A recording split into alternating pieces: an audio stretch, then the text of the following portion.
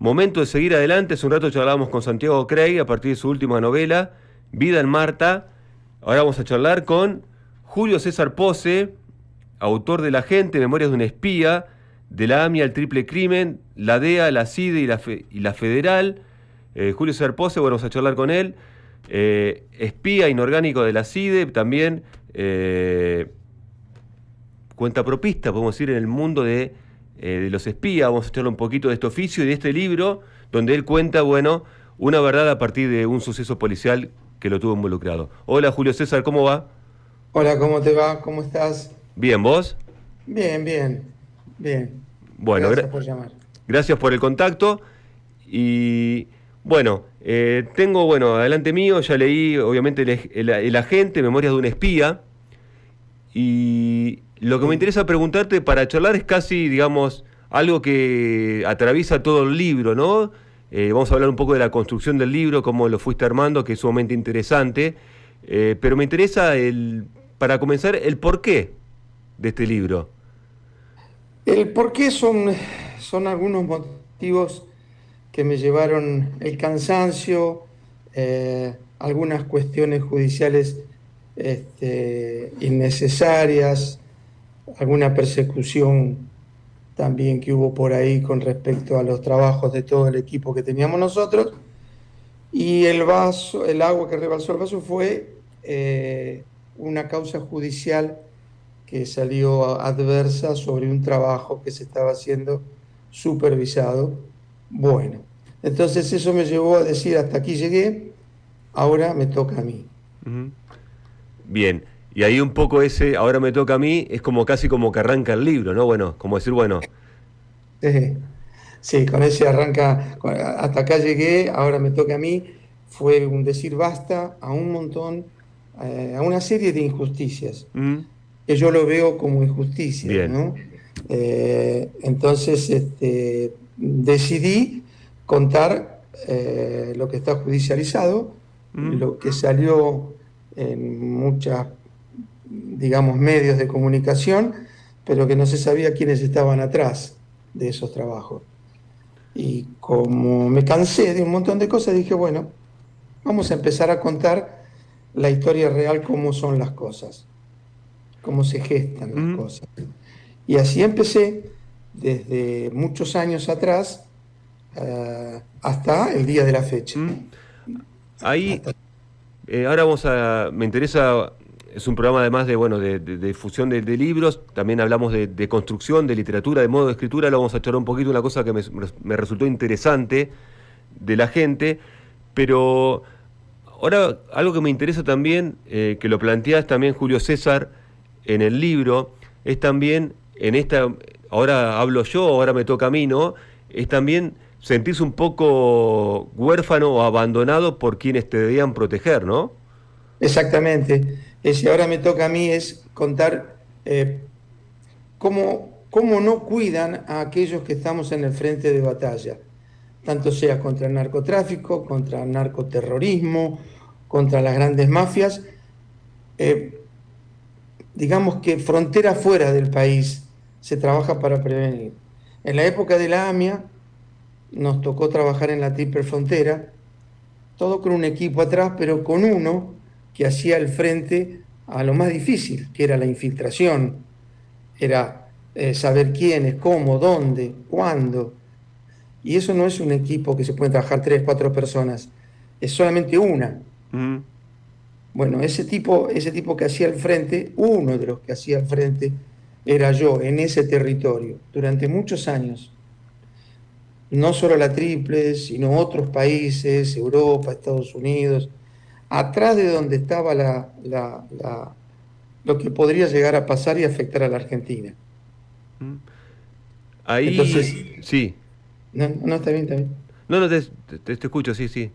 Bueno, entonces en esa cuestión de cosas uno es útil para eso, pero después cuando las cosas salen mal, la culpa la tiene el que trabaja y no el que da las órdenes. Claro. Que Entonces, fue un poco lo que terminó pasando, ¿no? En ese operativo de la Flor de Hierro.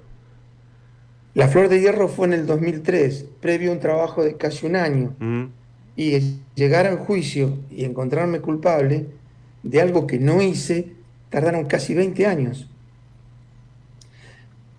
Sí, sí. Esa es una de las cuestiones en las cuales me sentí muy afectado y dije, bueno, hasta acá llegué. Mm. Pensando en el universo de los espías, que bueno, uno está ajeno, ¿no? Uno lo lee en la literatura, lo ve en las películas, y bueno, imagina, siempre está lejos de lo que seguramente de la realidad. Pero bueno, siempre se remarca en esta cosa que vos decías de estar infiltrado, ¿no? De las infiltraciones en la Triple Frontera, en otros laburos, en otras regiones, en Bolivia, hay un montón de... Y uno, siempre lo importante de preservar la identidad, ¿no? De la cara, ¿no? Mientras uno está activo, trabajando, y bueno, y ahí en el medio también, en el libro aparece cuando se filtra tu imagen a partir del Clarín, ¿no? Sí, esa fue una jugada, digamos que hasta perversa de cierto personaje político que tengo yo, que, que tengo yo, no, Mm, que a él se lo achaca de una cosa y él dice que no, en fin, publicidad para poder tener un cargo que él necesitaba y entonces trataron de buscar a uno que ya entró en desgracia, mm, que era yo. Más precisamente es el famoso La Morsa, que ya sabemos y está comprobado que es Aníbal Fernández. Pero bueno, el aparato publicitario que tiene él y demás pudo. Y en ese caso apareció una periodista de Clarín justo unos 15 días antes de que me dicten sentencia a tirarme toda esos 30, 40 pisos encima, sacando una nota que fue dirigida. ujú. A mi opinión, a mi ver, lo dije, mandé carta de documentos, los enfrenté, pero bueno, ya era tarde, ya era tarde. Bien. Y ahí apareció, y apareció tu rostro ahí, ¿no? Ahí apareció mi rostro, malintencionadamente también, porque tomaron captura de pantalla en el juicio, lo sacaron en Clarín, y eso fue el fin para mí. Mm, y Es sí. decir, fue, digamos que como una sentencia de por vida, Mm. porque Pensando, bien puede... pensando, digo, Julio César, estás hablando con Julio César Pose, autor de El Agente, ¿no? Memorias de un espía. Eh, en la vida uno iba leyendo las páginas, ¿no? De las distintas situaciones, los distintos trabajos, con la DEA también, y uno pensaba en grandes temporadas, digo, grandes periodos de tiempo, ¿no? Alejado de sus casas y de los suyos, ¿no? Y uno piensa, digamos, en la soledad, ¿no? Del trabajo también.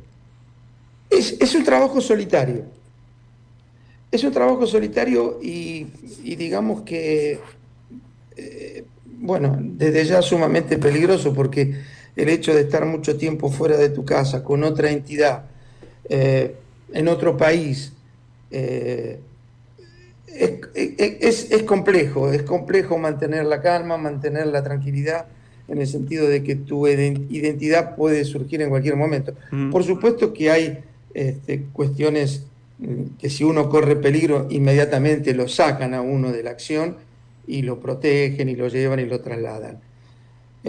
Tratándose de intereses internacionales, de agencias mm. internacionales.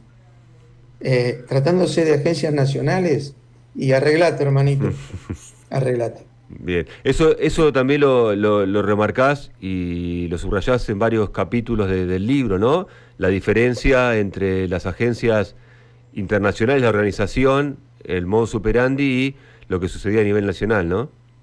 Sí, lamentablemente, yo te digo que no soy el único que ha pasado por circunstancias complejas. Hay muchos muchachos que han estado y que algunos pudieron durar y otros no. Hay Mm, muchos compañeros, amigos, que no quedaron bien, que se aislaron por completamente incluso al día de hoy. Y después cuando las cosas no funcionan bien, acá te echan, mm, como resultó en Sala Patria en el 2001. Nos echaron a todos. Entonces, eso significó que cuando te vas cuando ya estás afuera, Si estás cansado, bueno, pero si no tenés posibilidades de tener otras agencias que te consultan, te invitan, das charlas, o seguís en el trabajo Ujú. en la línea de fuego. Yo tuve suerte en ese sentido que hasta último momento me tuvieron en cuenta los de afuera. Bien. Los de adentro, ya sabés cómo son. Ujú.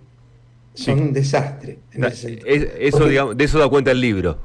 de eso da cuenta el libro. Mm. Es decir, trato de explicar lo mejor posible que hay muchas cosas por corregir Mm. y hay buen personal, hay mucha gente muy, muy, muy capaz, pero mientras esté la política dentro de los servicios de inteligencia, olvídate que esto funcione.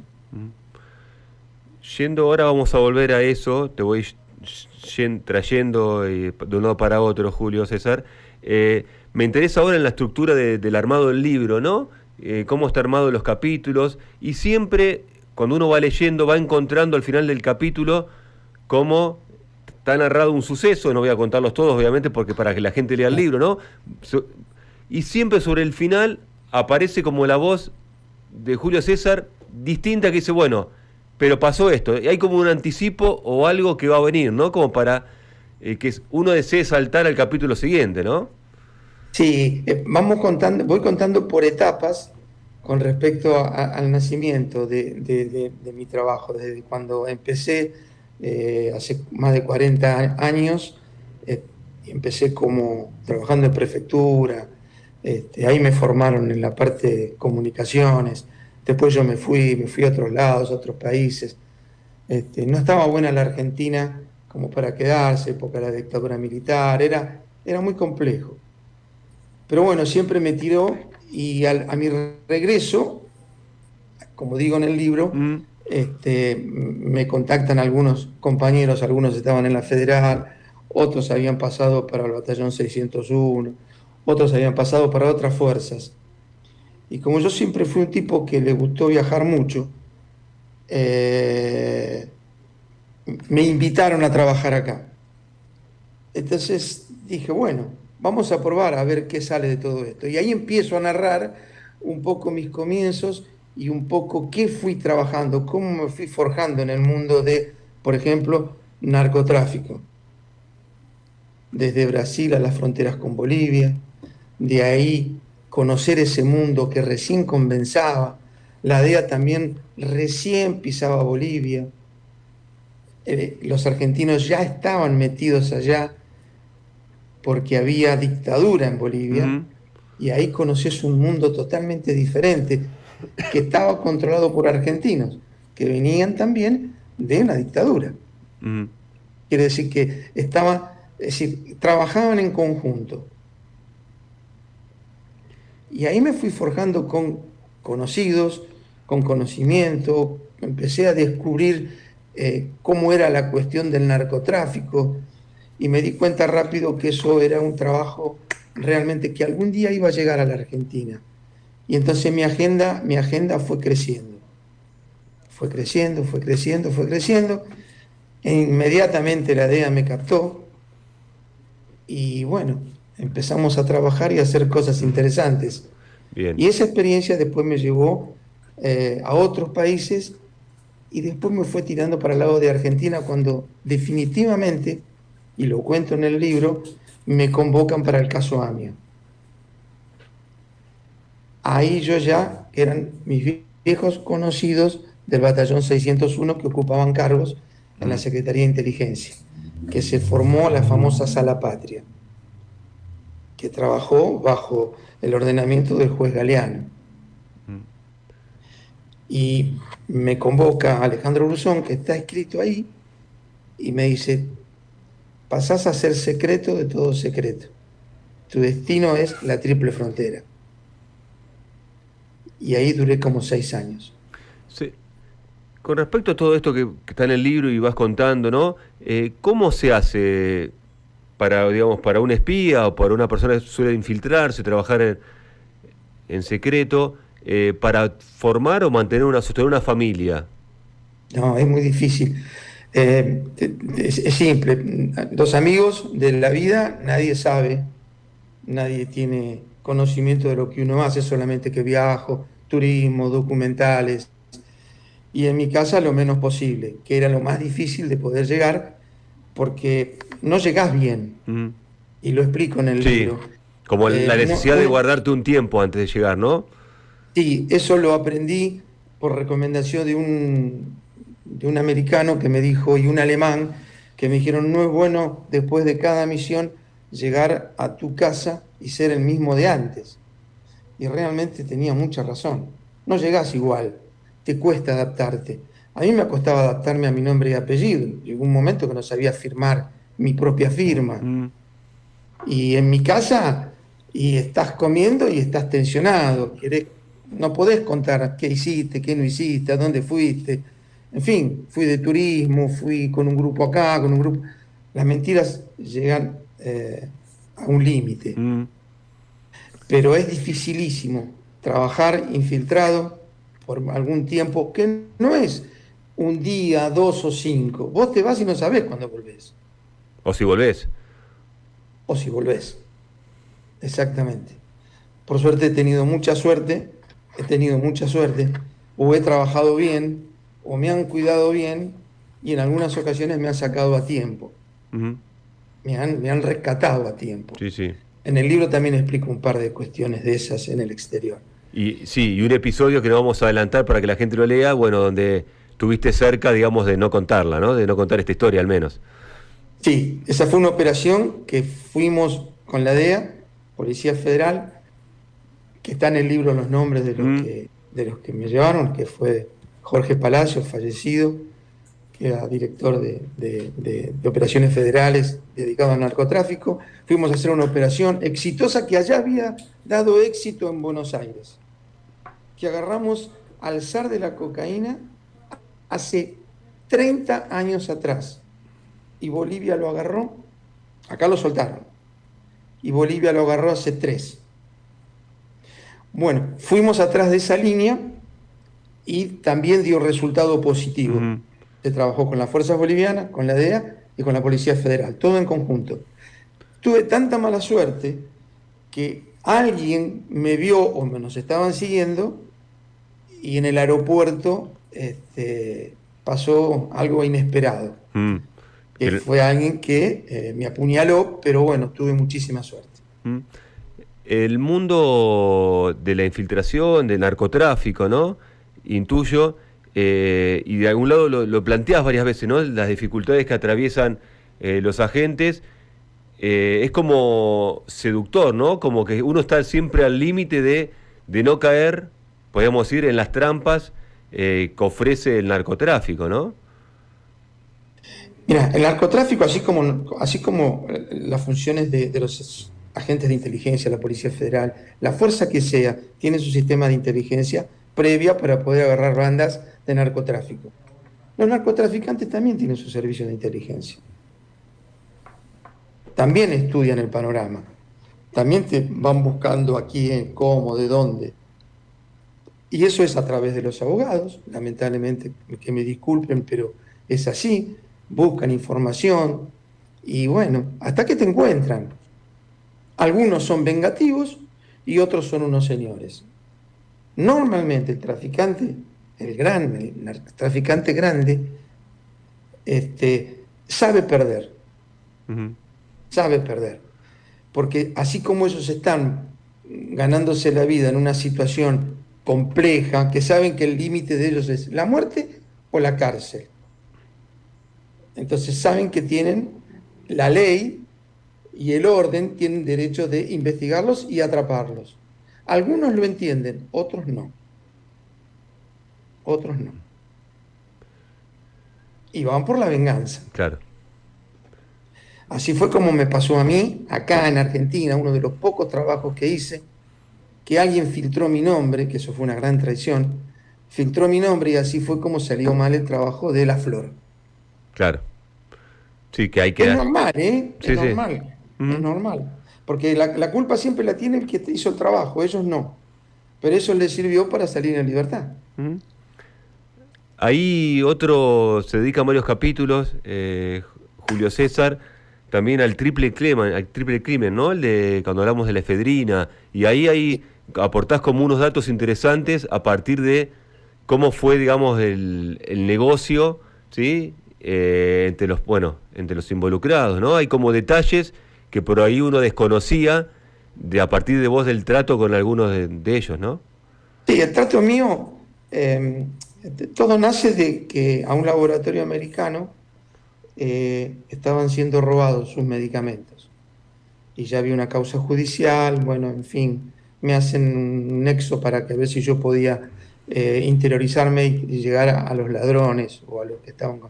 Pero bueno, una vez que llegué a quienes ejecutaban los robos, me encuentro con un personaje que era Sebastián Forza. Pero ahí se abre un mundo totalmente diferente, que era el mundo del tráfico de efedrina. Para nosotros era un mundo nuevo porque no estaba prohibida la efedrina en la Argentina. Claro. Es decir, era de compra libre de China o de India y directamente acá se la podía mandar a quien sea siempre y cuando la pueda retirar. Era legal. Ujú. No era bueno. Nos fuimos infiltrando, nos fuimos metiendo hasta que era demasiado grande. Era una cosa que era, mira, para que más o menos tengan idea, había tour de compras de mexicanos a la Argentina. Es decir, ellos venían en los aviones, la mitad del avión de México a Buenos Aires era para comprar efedrina. Y la sacaban como si nada, como una cosa normal, porque no estaba prohibida. El reactivo no daba droga. Claro. Entonces la dejaban pasar. Hasta que se empezó a buscarle la vuelta y decir, bueno, no está prohibida, pero sí está prohibido el contrabando. Y fueron dando por ese lado. Pero bueno, en el libro lo explico. Sí, sí, sí.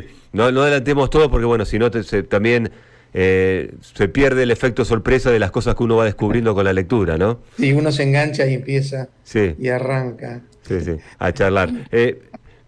Una pregunta que me interesa hacerte ahora, Julio César, que tiene que ver con al Julio César, podríamos decir, de niño, ¿no? Cuando los niños Sí. juegan, que son chicos, juegan un montón de cosas, uno juega un montón de cosas. Vos, en esa infancia, ¿recordás haber jugado a ser espía o algo por el estilo?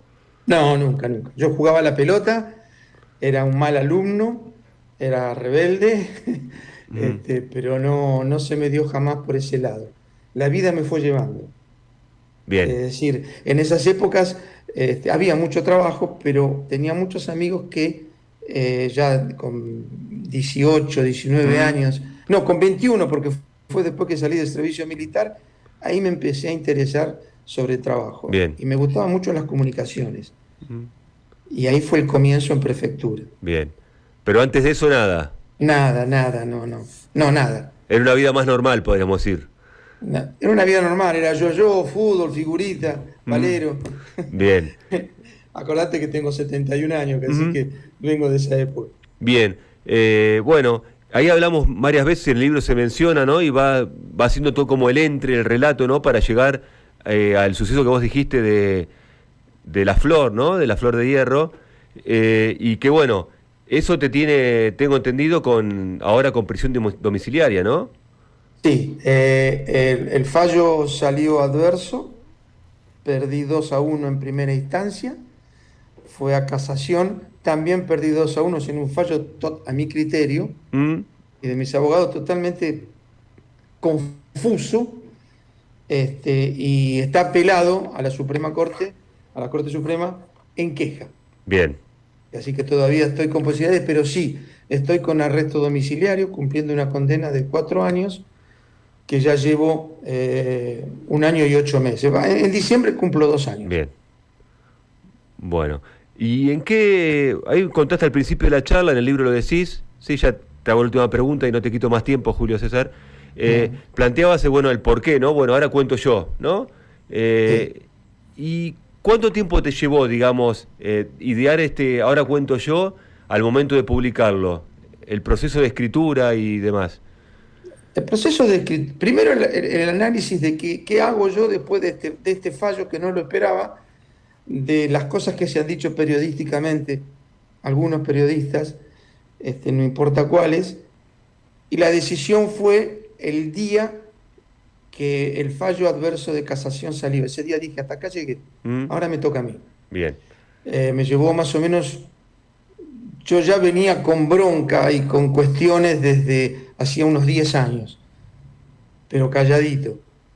Y cuando salió el fallo adverso, que ya no había manera de poder Ujú. arreglarlo, dije, bueno, hasta acá llegué, lo analicé y pude lograr acomodar mis ideas y acomodarlo para una escritura, Mm, para el primer libro que salió, que es El Agente, que en breve pienso hacer otro, bien. pero con muchos más detalles. Bien, ahí no quería ir por ahí, pero bueno, hay como sobre el final del libro, ¿no? Hay como un anuncio de que algo viene, ¿no? Sí, sí, sí, sí, algo viene y bueno, ya te voy a contar más adelante, Bien, pero sí. buenísimo. Ahí te hago la última pregunta ahora sí. Julio César tiene, hace un rato charlábamos de lo difícil que era la vida privada, ¿no? El sostener la Sí. familia, amigos. Y en algún momento, cuando se enteraron, intuyo, de esto que vos ocultabas o no les contabas a ellos por una cuestión de seguridad tuya y de ellos también, ¿hubo algún tipo de reproche o alguien se No, enojó? no, no, ninguno, ninguno. No, no, no, al contrario, al contrario. Fue un apoyo incondicional hasta el día de la fecha de mis amigos. No Sí, estamos sí, sí. hablando de amigos y de compañeros de trabajo que entendieron el por qué me dediqué a hablar. Ahora, mis amigos entendieron, mi familia entendió, los más cercanos, y a otros se fueron enterando ahora con el libro. Bien, bueno, te agradezco la charla. La gente es un libro, Memoria de un espía, puedo decir una biografía de tu vida, pero bueno, Sí. aquel que también la puede leer, incluso lo puede leer si se quiere como un libro casi de ficción, ¿no? Porque lo que cuenta a veces, lo que se cuenta parecen cosas increíbles, ¿no? Sí, todo lo que se escribe está judicializado y salió en las primeras planas de muchos diarios nacionales, limítrofes y incluso de algunas partes de Europa y Estados Unidos.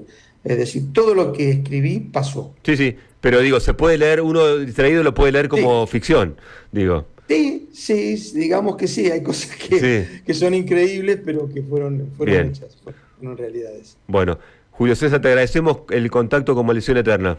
Ah, Flavio, te agradezco mucho la ayuda y que tengas buena semana. Un abrazo, muchas gracias. Saludos a la audiencia, gracias.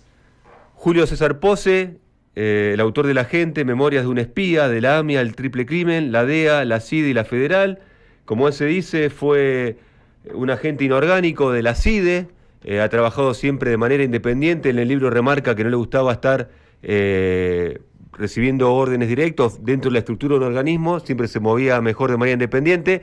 Aquellos que tengan ganas de adentrarse o ver de qué se trata el universo de los espías y de los servicios de inteligencia, tienen en el agente Memoria de un espía material para adentrarse en ese mundo.